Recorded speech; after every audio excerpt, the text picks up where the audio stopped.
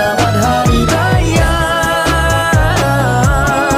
sambut sederhana, biarlah bersyukur seadanya.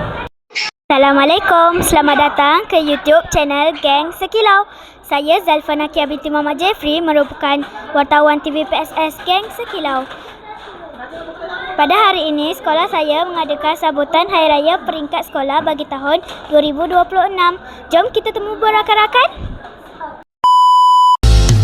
Indahnya rasa apabila melihat mereka meraihkan hari yang mulia. Terasa hibah, hatiku mulai terusik, menyenangkan nasibku di sini.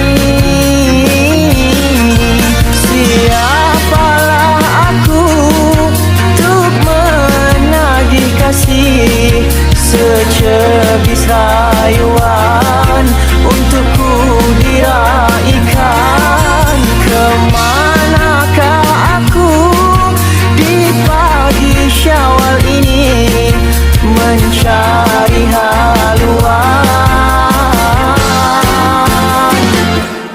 Seandainya ku diberikan peluang, ingin ku merasakan kenikmatan kemanisan hari raya.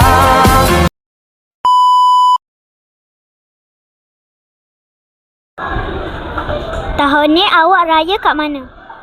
Saya raya dekat KL, Kelantan. Syah, Kota Bahagia. saya di Felda Kelatong 5. Dekat Pahang. Di Kuala Pahang. Hari Raya pertama awak sambut di sebelah ibu atau bapa? Di sebelah ibu. Ibu. Sebelah ibu. Saya sambut di sebelah ibu. Sambut raya di sebelah bapa.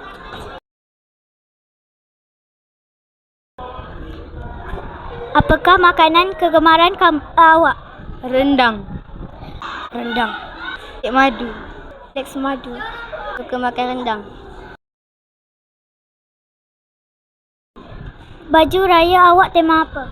Warna merun. Warna hitam. Fish brown. 10. Apakah ucapan untuk keluarga awak atau kawan awak? Selamat Hari Raya Aidilfitri, maaf zahir dan batin. Selamat Hari Raya Aidilfitri, maaf zahir dan batin. Selamat Hari Raya Aidilfitri, maaf zahir dan batin. Selamat Hari Raya Aidilfitri, maaf zahir dan batin.